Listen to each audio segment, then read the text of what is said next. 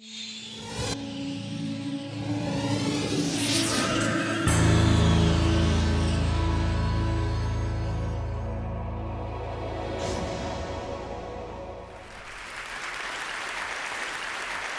a great pleasure to be here. It's a great pleasure to speak after Brian Cox from CERN. I think CERN is the home of the Large Hadron Collider. Whatever happened to the Small Hadron Collider? Where is the Small Hadron Collider? Because the Small Hadron Collider once was the big thing.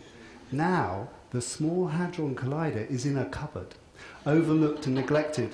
You know, when the Large Hadron Collider started and it didn't work, and people try to work out why, it was the Small Hadron Collider team who sabotaged it because they were so jealous.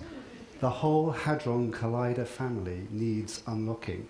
The lesson of Brian's presentation, in a way, all those fantastic pictures, is this really, that vantage point determines everything that you see. What Brian was saying was science has opened up successively different vantage points from which we can see ourselves, and that's why it's so valuable. So the vantage point you take determines virtually everything that you will see. The question that you will ask will determine much of the answer that you get. And so if you ask this question, where would you look to see the future of education? The answer that we've traditionally given to that is very straightforward. At least in the last 20 years, you go to Finland. Finland is the best place in the world to see school systems. The Finns may be a bit boring and depressive, and there's a very high suicide rate, but by golly, they are qualified. And they have absolutely amazing education systems. And so we all troop off to Finland and we wonder at the social democratic miracle of Finland and its cultural homogeneity and all the rest of it, and then we struggle to imagine how we might bring lessons back. Well, so for the last year, with the help of Cisco, who sponsored me for some balmy reason to do this, I've been looking somewhere else. Because actually radical innovation does sometimes come from the very best, but it often comes from places where you have huge need, unmet latent demand, and not enough resources for traditional solutions to work, traditional high-cost solutions which depend on professionals, which is what schools and hospitals are. So I ended up in places like this. This is a place called Monkey Hill. It's one of the hundreds of favelas in Rio. Most of the population growth for the next 50 years will be in cities. We'll grow by 6 cities of 12 million people a year for the next 30 years. Almost all of that growth will be in the developed world.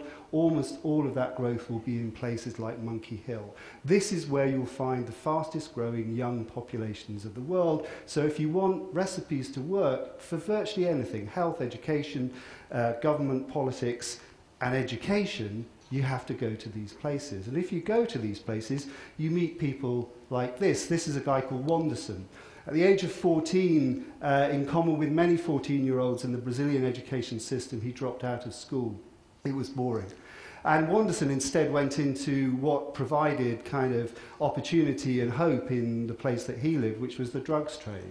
And by the age of 16, with rapid promotion, he was running the drugs trade in 10 favelas. He was turning over $200,000 a week. He employed 200 people. He was going to be dead by the age of 25, and luckily he met this guy, who is Rodrigo Baggio, the owner of the first laptop to ever appear in Brazil.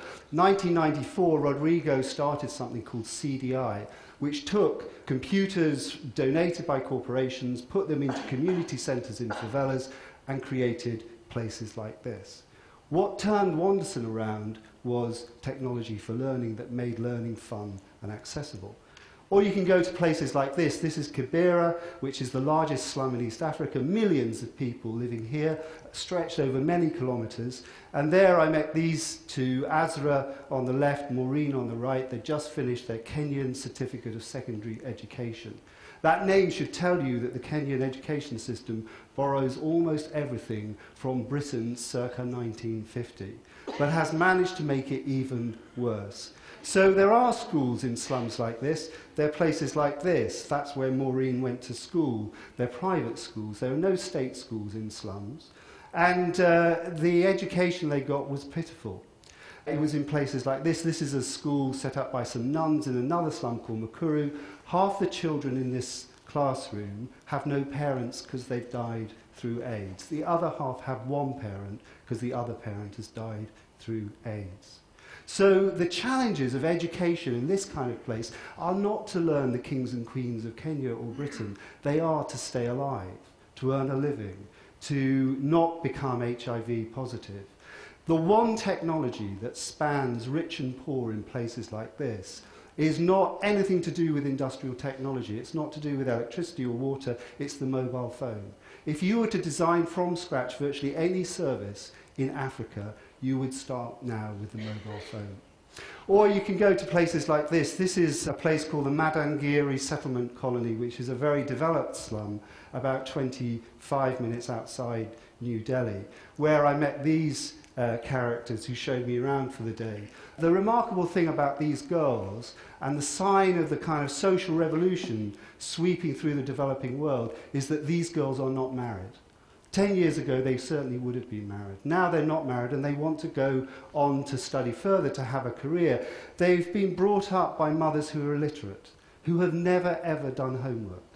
All across the developing world, there are millions of parents, tens, hundreds of millions, who for the first time are with children doing homework and exams. And the reason they carry on studying is not because they went to a school like this. This is a private school. This is a fee-paying school. This is a good school. This is the best you can get in Hyderabad in Indian education. The reason they went on studying was this. This is a computer installed in the entrance to their slum by a revolutionary social entrepreneur called Sugata Mitra, who has conducted the most radical experiments showing that children in the right conditions can learn on their own with the help of computers. Those girls have never touched Google. They know nothing about Wikipedia. Imagine what their lives would be like if you could get that to them.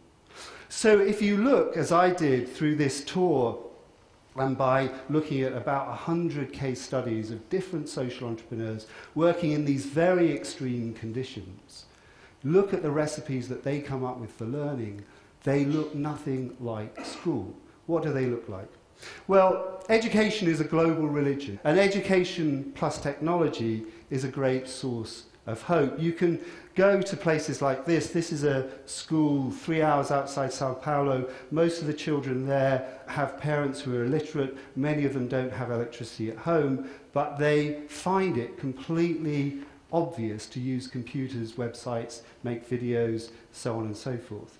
When you go to places like this, what you see is that education in these settings works by pull, not push. Most of our education system is push. I was literally pushed to school. When you get to school, things are pushed at you. Knowledge, exams, systems, timetables. If you want to attract people like Wanderson, who could, for instance, buy guns, wear jewellery, ride motorbikes and get girls through the drugs trade, and you want to attract him into education, having a compulsory curriculum doesn't really make sense. That isn't really going to attract him. You need to pull him. And so education needs to work by pull, not push. And so the idea of a curriculum is completely irrelevant in a setting like this. You need to start education from things that make a difference to them in their settings. What does that? Well, the key is motivation. And there are two aspects to it. One is to deliver extrinsic motivation, that education has a payoff. Our education systems all work on the principle that there is a payoff, but you have to wait quite a long time. That's too long if you're poor. Waiting 10 years for the payoff from education is too long when you need to meet daily needs, when you've got siblings to look after or a business to help with. So you need education to be relevant and help people to make a living there and then, often. And you also need to make it intrinsically interesting. So time and again I found people like this. This is an amazing guy, Sebastião Roca, in Belo Horizonte, in the third largest city in Brazil. He's invented more than 200 games to teach virtually any subject under the sun. In the schools and communities that Teo works in, the day always starts in a circle and it always starts from a question. Imagine an education system that started from questions, not from knowledge to be imparted.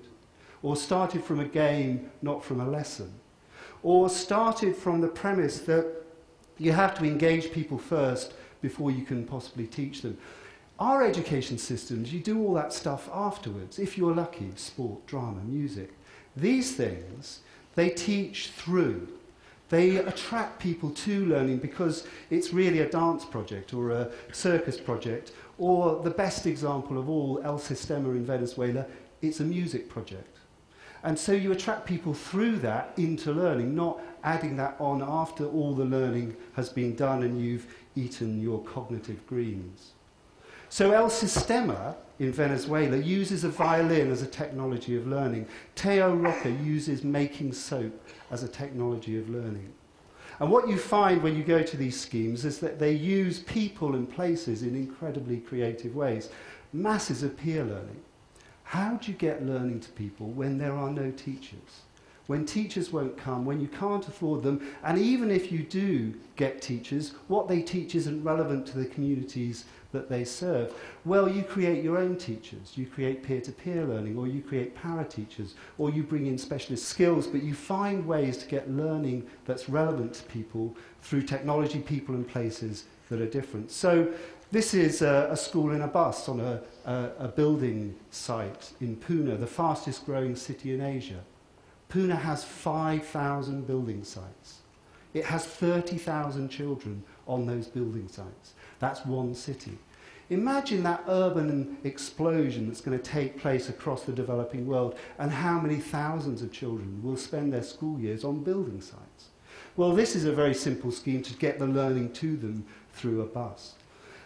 And they all treat learning not as some sort of academic, analytical activity, but that's something that's productive, something you make, something that you can do, perhaps earn a living from.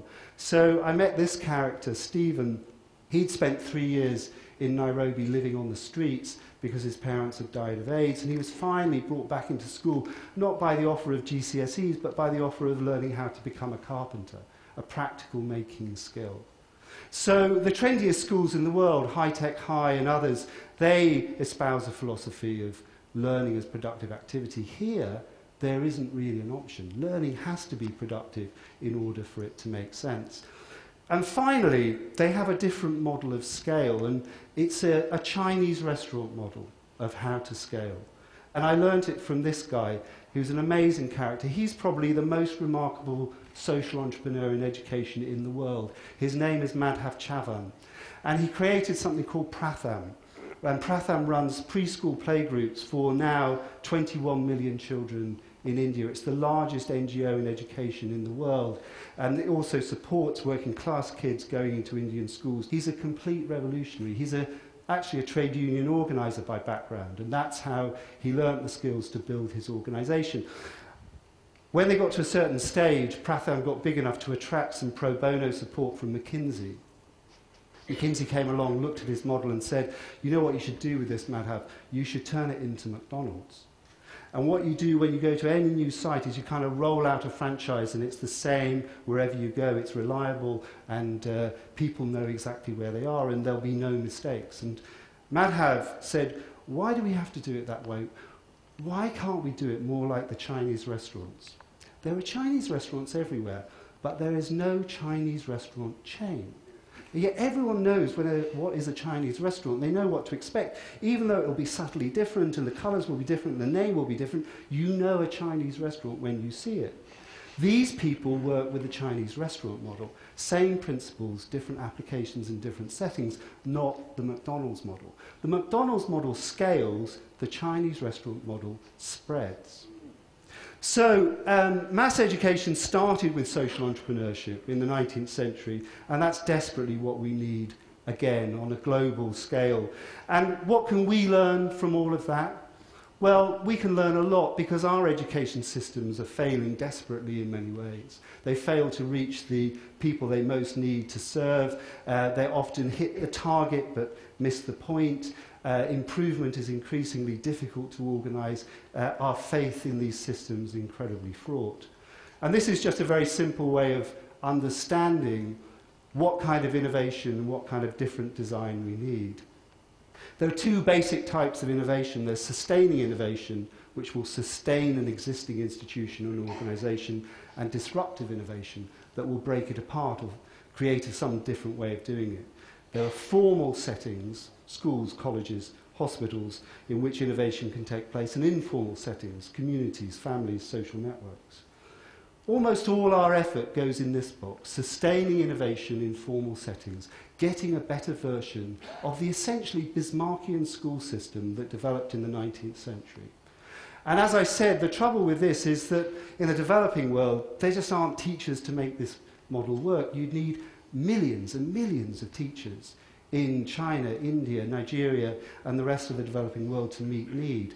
And in our system, we know that simply doing more of this won't eat into deep educational inequalities, especially in inner cities and former industrial areas. So that's why we need three more kinds of innovation. We need more reinvention, and all around the world now you see more and more schools reinventing themselves. They're recognisably schools, but they look different. There are big picture schools in the US and Australia. There is the Kunskapsskolan schools in Sweden. There are 14 of them. Only 2 of them are in schools. Most of them are in other buildings not designed as schools. There's an amazing school in northern Queensland called Jarragon, and they all have the same kind of features. Highly collaborative, very personalised, often pervasive technology, learning that starts from questions and problems and projects, not from knowledge and curriculum. So we certainly need more of that. But because so many of the issues in education aren't just in school, they're in family and community, what you also need, definitely, is more on the right-hand side. You need efforts to supplement schools. The most famous of these is Reggio Emilia in Italy, the family-based learning system to support and encourage people in schools. The most exciting is the Harlem Children's Zone, which over 10 years, led by Geoffrey Canada, has, through a mixture of schooling and family and community projects, attempted to transform not just education in schools, but the entire culture and aspiration of about 10,000 families in Harlem. We need more of that. Completely new and radical thinking. You can go to places an hour away, less than from this room, just down the road, which need that, which need radicalism of a kind that we haven't imagined. And finally, you need transformational innovation that could imagine getting learning to people in completely new and different ways. So we are on the verge, 2015, of an amazing achievement, the schoolification of the world. Every child up to the age of 15 who wants a place in school will be able to have one in 2015. It's an amazing thing. But it is, unlike cars, which have developed so rapidly and oddly, actually the school system is recognisably an inheritance from the 19th century, from a Bismarckian model of German schooling that got taken up by English reformers and often by religious missionaries, taken up in the United States as a force of social cohesion, and then in Japan and South Korea as they developed. It's recognisably 19th century in its roots. And of course it's a huge achievement, and of course it will bring great things. It will bring skills and learning and reading, but it will also lay waste to imagination. It will lay waste to appetite. It will lay waste to social